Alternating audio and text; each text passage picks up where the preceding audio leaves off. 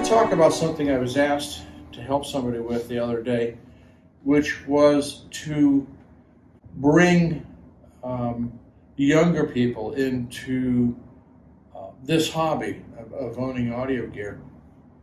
And there's clearly well understood failure to sell this type of quality gear to 20 and 30-year-olds. It tracks that way in a number of different ways.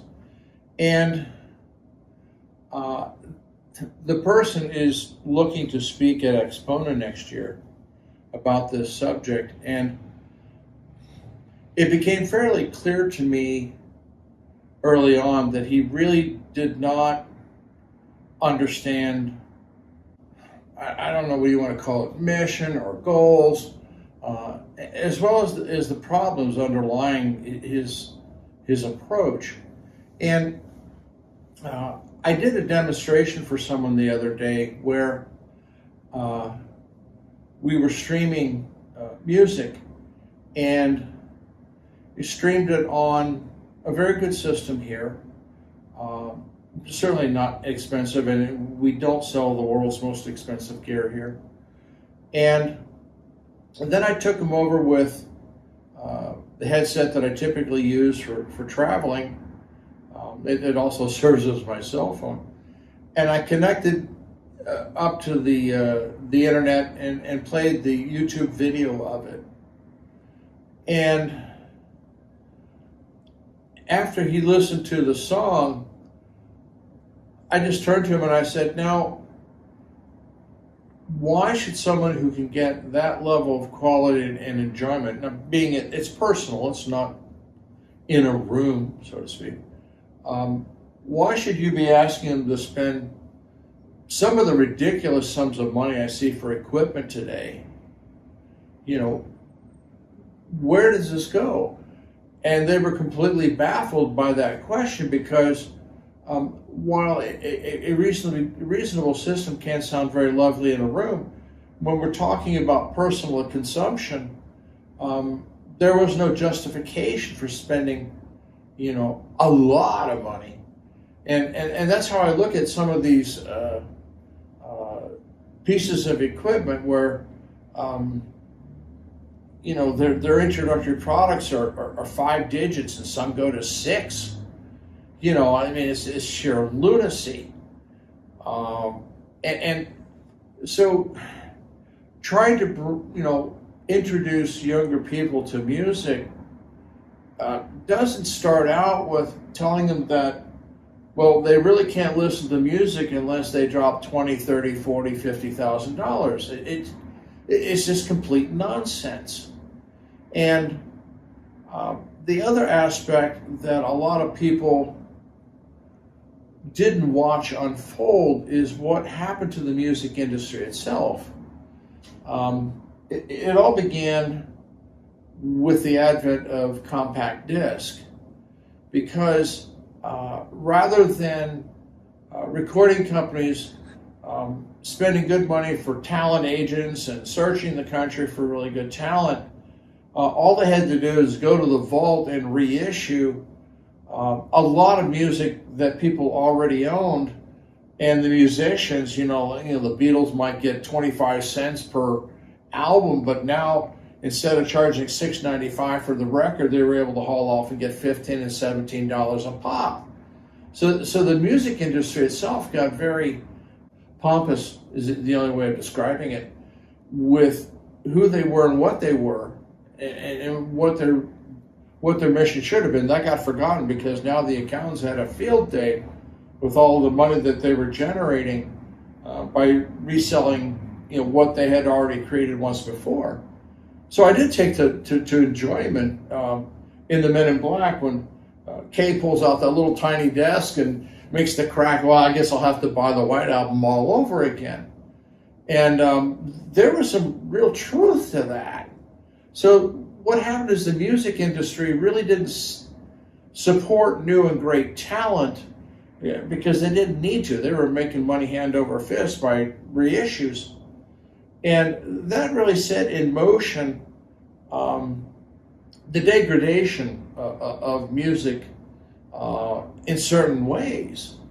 And there were, interviews with people like, Dick Clark, who grew up through a lot of the era. And, when he was asked what could the 80s be remembered for example, and he said nothing. You had a little bit of bright spot in someone like Madonna and a couple other artists, but really nothing. The music wasn't developing as a genre.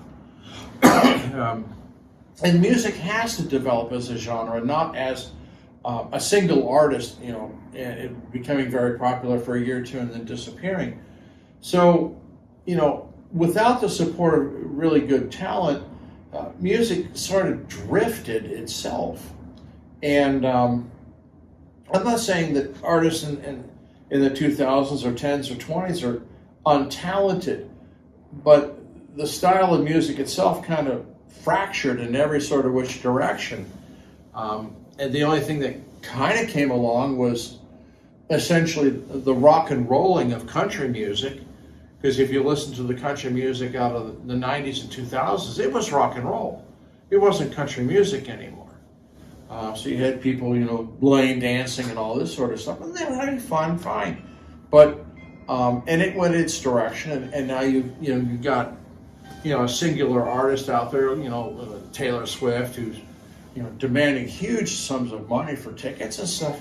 But it's, a single person doesn't create a genre of music per se.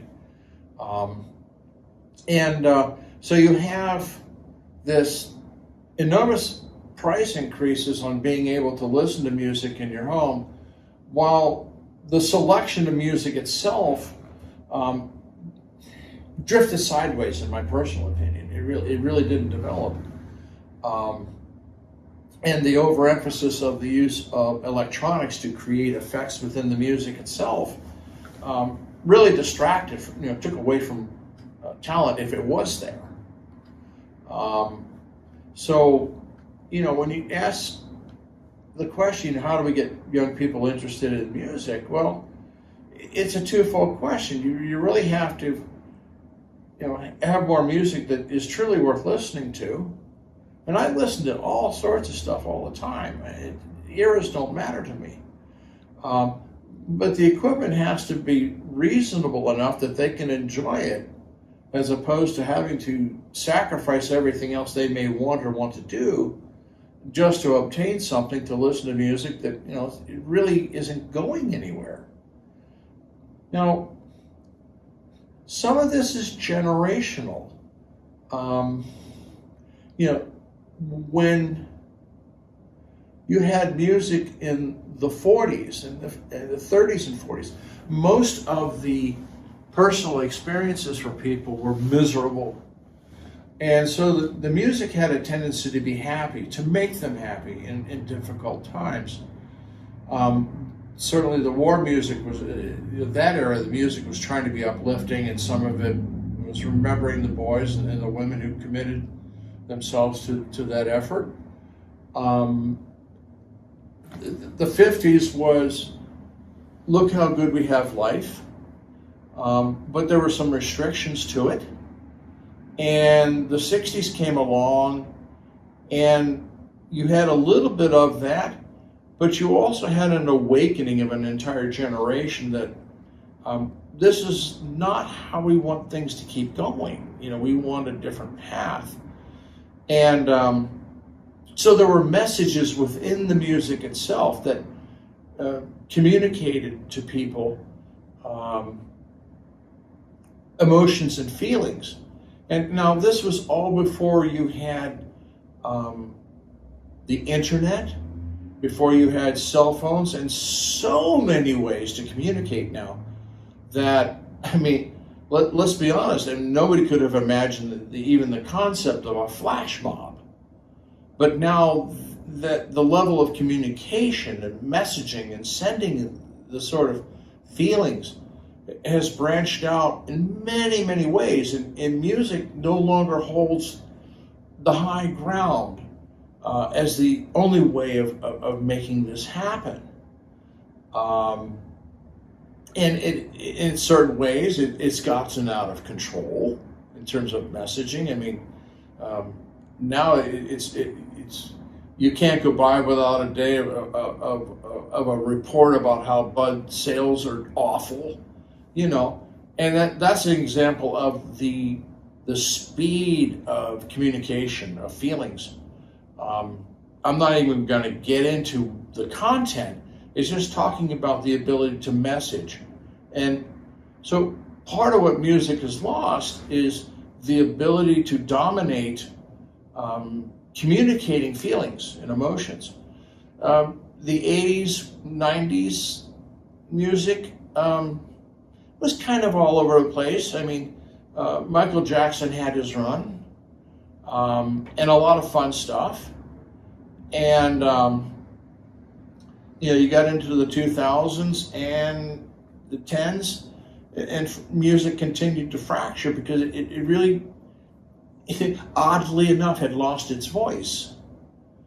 And so, the truth of the matter is that, a lot of this ridiculously priced gear, was either manufactured not for American consumption, but for the Far East, where money was very sufficient.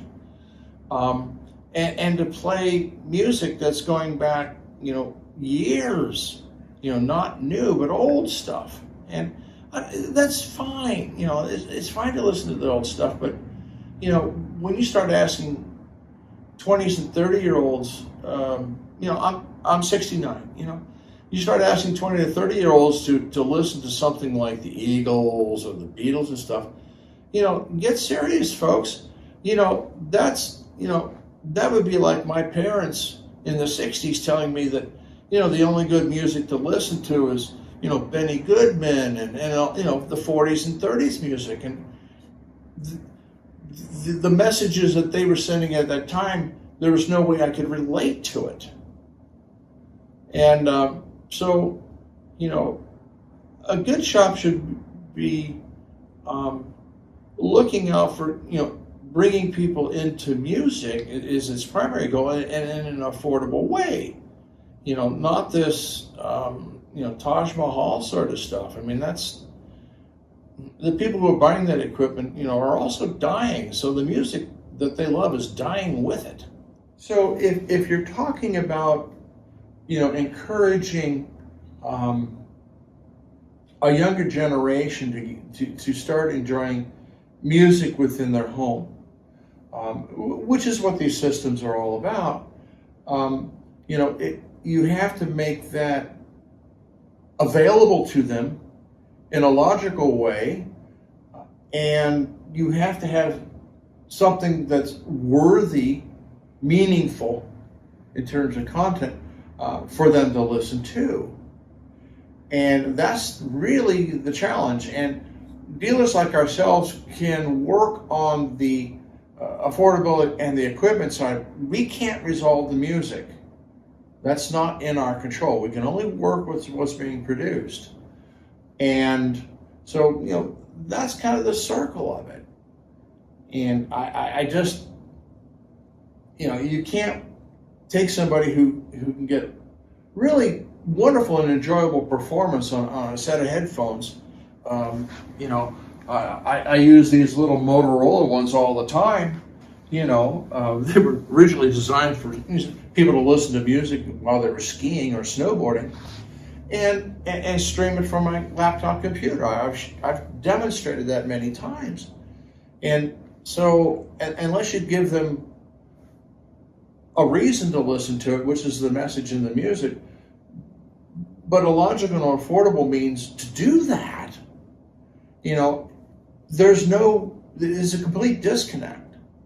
So I'm just kind of laying this gauntlet out there for my own industry, that both the music side as well as the equipment people, that, quit building crap with, like putting gold steering wheel on Hyundai automobiles. You've really got to get your act together and start making equipment that people can really enjoy, that, isn't going to set them back 3 years of their salary. And the music industry's got to step up and really go out there and spend the money to find new talent and support it. And one last thing. People really need to start jumping on these clowns who are doing these reissues on vinyl with very poor, tapes or copies of something, because, people who are starting to get interested in spinning records, they're spending $30 for something that, frankly, the 8-track that is passe sounds better. I mean, it's to me that is probably the ultimate obscene move by people capitalizing, in production of pure crap. And so, if someone wants to start out there and have a site that starts listing, who makes these terrible reissues by manufacturer, the actual album number, post it, please, because it really annoys the hell out of me, because I've done a video where I stepped into the crap too. And so that does nothing to help, have new people come into the industry, because they're hard pressed to find the original older material, only to turn around and get something that, I'm sorry, I mean, if they wanted to listen to something that bad, they could just go to Walmart, So let's get serious here on what's actually even being pressed and made for people. So I'm sorry, but this is a topic that's very, very sensitive to me, because I'm watching what's happening, and it's not right. It's simply not